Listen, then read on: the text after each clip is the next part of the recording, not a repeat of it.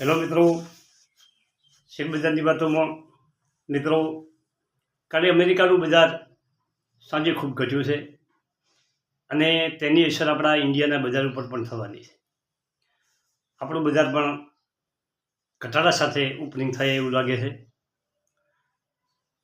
હવે આગળના સંકટો કેવા આવે છે એના પર મોટો આધાર છે.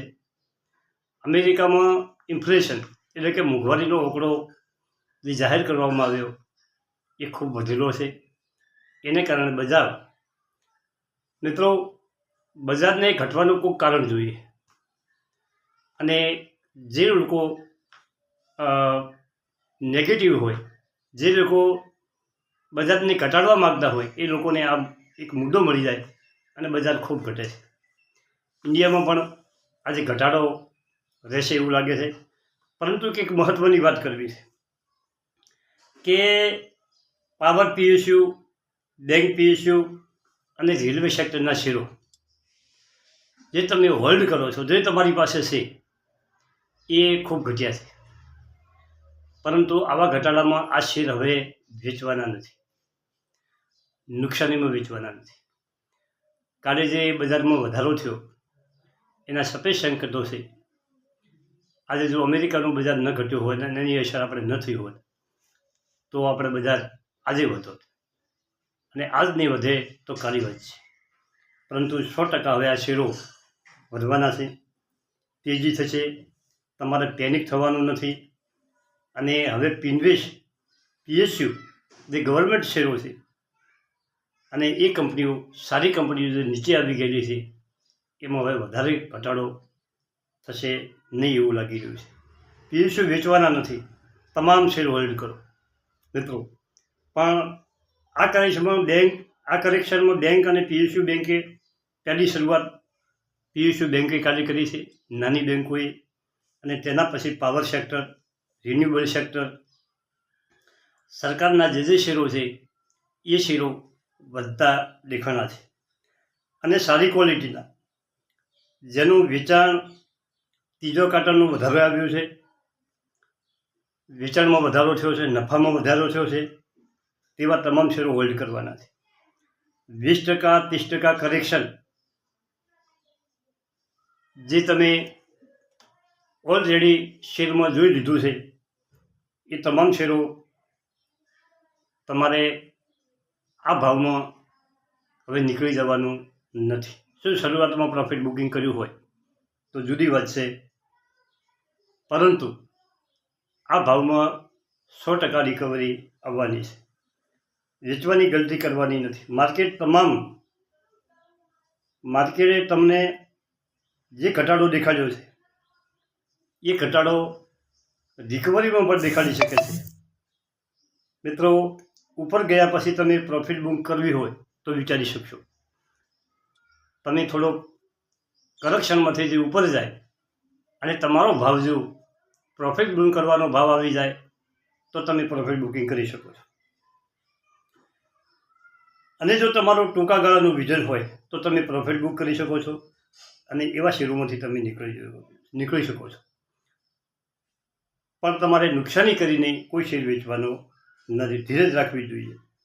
પરંતુ એક શરત છે કે ક્વોલિટી શેરો હોવા જોઈએ, કંપનીઓ સારી હોવી જોઈએ, કંપનીનું ત્રીજા ક્વાર્ટરનું રિઝલ્ટ દમદાર આવવું જોઈએ. કોઈ કંપનીનું રિઝલ્ટ ખરાબ આવ્યું હોય તો એ તો ઘટવાનો જ છે, એના રિઝલ્ટને કારણે ઘટવાનું છે. પરંતુ રિઝલ્ટ સારું આવ્યું હોય અને સતત ઘટતો હોય તો એવા શેરને હોલ્ડ કરવાનું છે. અને મોટાભાગની કંપનીઓનું રિઝલ્ટ આવી ગયું છે. કાલે બેંક નિફ્ટીમાં શરૂઆત થઈ તેજીની. બેંક નિફ્ટીમાં પીએસયુ શેરો દમદાર વધ્યા. બીએસસી પાવર ઇન્ડેક્સ સરસ વધ્યો અને બીએસસી પીયુસી ઇન્ડેક્સ એ ગવર્મેન્ટ ઇન્ડેક્સ કાલે 71,782, 218 પોઈન્ટ વધી 1.6% વધારો દેખાડ્યો હતો. મિત્રો, એમાં વધનારા શેરો IRFC 11%, NLC 8.5%, RVNL 7.77%, IRCON 7.25%, NHPC 5.38%, call India 4.61%, bank of મહા 4.47%, સેન્ટ્રલ બેંક 4.33% અને પીએનબી 3.94%. તમામ બેંકોના શેરો, પાવર શેરો અને રેલવેના શેરો પણ મોટાભાગના સારા વધ્યા છે. આજે IRCTCનું રિઝલ્ટ આવ્યું છે, દમદાર રિઝલ્ટ આવ્યું છે. મિત્રો, આ કંપની તમારા પોર્ટફોલિયોમાં હોય તો એમાં પણ તેજી પૂરી થવાની છે. તમે સારા શેરો હોલ્ડ કરો, ભલે ઘટ્યા હોય એની ચિંતા છોડી દો, પણ કંપની સતત પ્રોફિટમાં હોય, વેચાણના રોકડા દમદાર આવ્યા હોય, આવી કંપનીઓમાં કોઈ ગભરાવાની જરૂર નથી. બજારનું આ કરેક્શન ચાલવાનું છે, વધશે ઘટશે, પરંતુ એનો trend power sector, railway sector, defence sector થોડુંક ધીમો ચાલે છે, પરંતુ એ પણ એના સારા શેરો હશે તો પણ એ ગજબ ચાલવાના છે. અઠવાડિયાની કોઈ ખરાબી બજારમાં આવી ગઈ હોય એને સાથે મેદાન છોડી, રણ છોડીને ભાગવાનું નથી. નુકસાન નફો બજારમાં થતો રહેવાનો છે, પરંતુ તમે શેર પકડી રાખો, સારી ક્વોલિટીનો શેર હોય, 1-2 વર્ષ રાખો તમારા પોર્ટફોલિયોમાં, તમે તમારો દમદાર પોઝિશન જોઈ શકો છો મિત્રો. અને મિત્રો, પહેલી વાત એ છે કે હિન્દ કોપરનું કાલે દમદાર રિઝલ્ટ આવ્યું અને કોપરની માગ જે પશ્ચિમી દેશોમાં છે જોરદાર માગ છે. અને એ પણ જો કદાચ બજારમાં જ ઘટાડો થાય તો પણ એમાં તમે તમારી ખરીદીની પોઝિશન બનાવી શકો છો. IRFC કાલે દમદાર વધ્યો મિત્રો, 11% વધ્યો, સરસ રિકવરી આવી. અને ઈરડેના શેરમાં કાલે પણ ઘટાડો હતો.